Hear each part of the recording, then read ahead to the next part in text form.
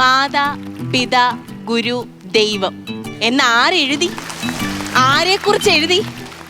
ഈ ശ്യാമള എന്ന എന്നെ പറ്റിയും എന്റെ കെട്ടിയോൻ രാജേട്ടനെ പറ്റിയും എഴുതിയത്. കാരണം എന്താണെന്നറിയാമോ? അതുപോലെ തങ്കക്കുടം പോലൊരു മോനെയാണ് ഞങ്ങൾക്ക് ദൈവം തന്നത്.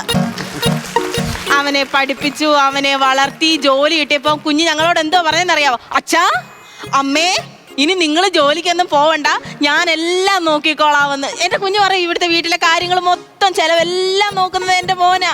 അപ്പൊ പിന്നെ അങ്ങനല്ല പറയേണ്ടത്, മാതാ പിതാ ഗുരു മകൻ, അങ്ങനെ പറയുന്നതാണ് നല്ലത്. അടുത്ത മാസം 28-ാം തീയതി എന്റെ മോന്റെ കല്യാണം, എല്ലാരും വരണേ.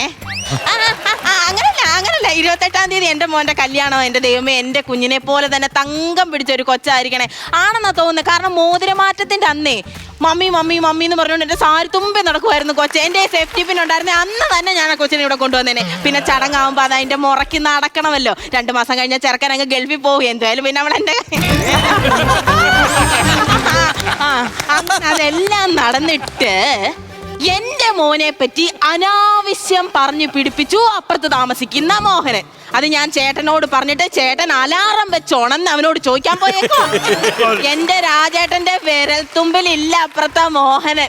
പറയണ്ടെന്ന് ആദ്യം വിചാരിച്ചു, പക്ഷെ സഹിക്കാൻ വയ്യ, അതുകൊണ്ടാണ് ഞാൻ പറഞ്ഞത്.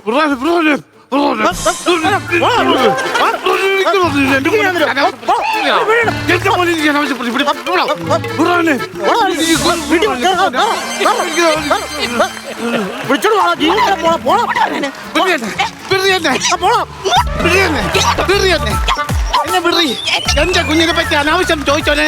എനിക്ക് അവനത് കീറണം. എന്നെ വിടുതി, എന്നെ വിടുതി, എന്നെ വിടുതി. എന്നെ വിടാൻ പറഞ്ഞു ഉടനെ അങ്ങ് വിടുവാണോ? പിന്നെ പിടിച്ചു വെക്കണമായിരുന്നോ? അങ്ങോട്ട് എനിക്ക് അവനോട് ചോദിക്കണം. എനിക്ക് കളിച്ചു വരുമായിരിക്കും. എന്തോ വന്നിട്ട് ഒലിച്ചു വരുവാന്നല്ലോ മൂക്കിന്ന് ചോര. അറിയാതെ മോഹന്റെ കൈ വന്നു കൊണ്ടാടി. കുഞ്ഞിനെ പറ്റി അനാവശ്യം പറഞ്ഞപ്പോ ചോദിക്കട്ടെ ആടി അവനോട്. അതെന്തോ അതങ്ങ് വിട്ടൂടായിരുന്നു. അത് അടി മേടിച്ച് കൂട്ടിയല്ല, അലാറം വെച്ച് അടി മേടിക്കാൻ പോയതാന്നോ നിങ്ങള്? എടി, ഞാൻ അവിടെ മാനം മര്യാദയായിട്ട് ചോദിക്കാൻ ചെന്നതാ. എന്റെ കുഞ്ഞിനെ പറ്റി ഞങ്ങളെ അന്വേഷിച്ച് ഞങ്ങളെ നോക്കുന്നത് ഞങ്ങളുടെ പൊന്നുമോനെ പറ്റി അനാവശ്യം പറഞ്ഞപ്പോ ചോദിക്കട്ടായോ? ഞാൻ ചെന്ന് മാനം മര്യാദയായിട്ട് ചോദിക്കാൻ ചെന്നു. മോനോ കുഞ്ഞുസം പറഞ്ഞോളാം ചോദിച്ചല്ലേ കുഞ്ഞിനെ പറ്റി. ഇവരുടനെ എന്നെ പിടിച്ചിട്ട് തേക്കാത്ത ഭിത്തിയെ പിടിച്ചോടോ ഒറ്റ വരെ. എന്റെ പുറം 4 ലൈൻ ബുക്ക് പോലെ അതിന്റെ കൂടി. അയ്യോ, മോൻ വളരെ നല്ല കൊടുക്കായിരുന്നു. 4 ലൈൻ ബുക്ക് അതിന് വര പോലായി എന്റെ പുറം. ഞാൻ പറഞ്ഞോടാ, എന്നെ ഇടിച്ചാൽ നീ തിരിച്ച് ഇടി വായിക്കുമെന്ന് പറഞ്ഞിട്ട് ഇവൻ എന്റെ കുത്തിന് പിടിച്ച് കറക്കി ഭിത്തിയെ ചേർത്തങ്ങ് നിർത്തി. എന്നെ ഇരിക്കാനുള്ള പ്ലാൻ എനിക്ക് മനസ്സിലായി. അവൻ കൈ അങ്ങ് ചുരുട്ടി. അവന്റെയോ? പിന്നെ എന്നെ ഇരിക്കാൻ വേണ്ടി അവന്റെ കൈ ഞാൻ ചുരുട്ടി കൊടുക്കേണ്ട കാര്യമുണ്ടോ? അവന്റെ കൈ അവൻ ചുരുട്ടി. അപ്പൊ അവൻ എനിക്ക് അന്നേരം അറിയാം ഇവൻ എന്റെ മുഖത്ത് നോക്കി ഇരിക്കാനുള്ള പരിപാടിയാന്നല്ലേ. പിന്നെ ആരോടാ കളിച്ചത്? ഞാൻ ഇരിക്കാൻ വരുവേ ഞാൻ സൈലോട്ടങ്ങ് മാറി. ഇവന്റെ കൈ ചെന്ന് ആ ഭിത്തിയെ ചെന്ന ഒരൊറ്റ ഇടിയ. എന്നിട്ട് ഞാൻ ഇവനെ പിടിച്ച് കറക്കി നേരെ ഭിത്തിയിലോട്ടൊക്കെ ചേർത്ത് നിർത്തി. നിങ്ങള് ഇരിക്കാൻ വേണ്ടി എന്നിട്ട് നോക്കി ഒരൊറ്റ ഇടി അവന്റെ മുഖത്തേക്ക് ഇട്ടത്. കൊണ്ടില്ല, ഞാൻ പിടിച്ച എനിക്കറിയാം ഇവര് ഒഴിഞ്ഞു മാറുമെന്ന്. ഞാൻ അതിന് ആദ്യം മതിലിൽ നിന്നിട്ട് ഒറ്റ ഇടിയാൻ കിട്ടിച്ചങ്ങ്. എന്റെ പൊന്റെ കൊച്ചെ, നിന്റെ പേരെന്തായിരുന്നു? സ്വന്തം ഭാര്യ എന്തായിരുന്നു? ശ്യാമള. ഇപ്പഴങ്ങാൻ കിട്ട പേര്, അതുകൊണ്ട് എന്റെ പൊന്നു കൊച്ച ആ ഇടി പിറ്റേ ചെന്ന് കൊണ്ടതുകൊണ്ടല്ലോ, ഇടുക്കി ഡാമിൽ നിന്ന് ഡയറക്റ്റ് കറണ്ട് കയറ്റി വിടുന്ന പോലെ ഇതിനെ കയറി വരവാ കറണ്ട്. 1,26,000 മുടി എനിക്കും 56,000 മുടി അവനും. ഈ പവർ കാരണം എന്റെ മുടി അന്ന് വയർ ബ്രഷ് പോലെ ഞാൻ ഇങ്ങനെ എന്നെ എടുക്കുമായിരുന്നു. അവന് ഭയങ്കര മുടി കുറവാ. എന്നിട്ട് അവൻ എന്നെ എവിടെ ചവിട്ടിടി. നീ ഒരു കാര്യം ചെയ്യണം, ഇത്രയും ദ്രോഹം ചെയ്ത മോഹനോട് പറയണം നമുക്ക് 550 രൂപ തരണമെന്ന് പറയണം.